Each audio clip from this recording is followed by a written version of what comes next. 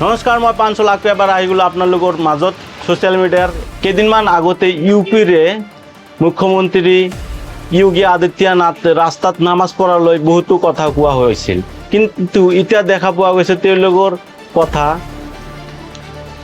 ৰাস্তা মানুহে যাতায়াতৰ বাবে কোনো ব্যক্তিগত ব্যৱহাৰ কৰা নহয় এনেদৰে মন্তব্য কৰা আছিল। কিন্তু তেওঁৰ কথাটো যদি আমি নীতি হিচাপে লওঁ তেন্তে মোৰ এটা সহজ প্ৰশ্ন আহে।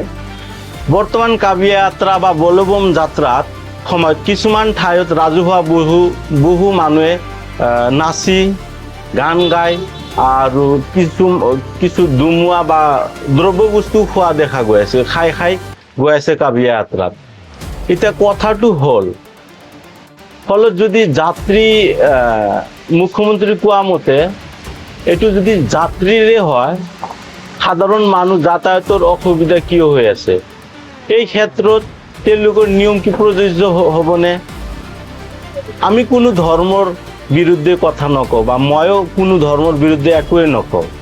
নামাজ হোক, কাবিয়া যাত্ৰা হোক, পূজা হোক, আন যিকোনো ধৰ্মীয় অনুষ্ঠানে হওক, ধৰ্ম পালন কৰাৰ অধিকাৰ সকলোৰে আছে।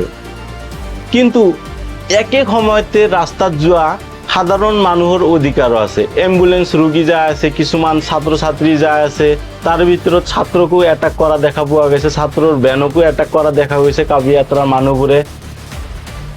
এতিয়া কাম কৰা মানুহ যায় আছে, ৰাস্তা দি বহুত মানুহ চলাচল কৰা দেখা পোৱা যায় এই ৰাস্তা দি। গতিকে চৰকাৰৰ প্ৰতি মোৰ এটাই প্ৰশ্ন, নিয়ম যদি নিয়মে হয় তেন্তে সকলোৰ বাবে একে নিয়ম নহয় কিয়? নহ'ব কিয়? এজনৰ ক্ষেত্ৰত ৰাস্তা যাতায়াতৰ বাবে আৰু আনজনৰ ক্ষেত্ৰত সেই ৰাস্তাই অনুষ্ঠানৰ বাবে। এইটো কি ধৃত মানদণ্ড কিয়? ধৰ্মৰ নামত বিভাজন নহয়, নিয়মৰ ক্ষেত্ৰত ক্ষমতা লাগে।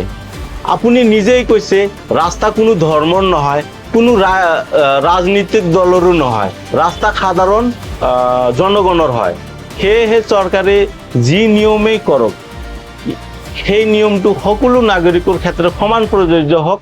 তেওঁলোকে মানুহক ক'ব পাৰিব আনৰ চকুতো সঁচাকৈ সমান। এইটোৱে কথা।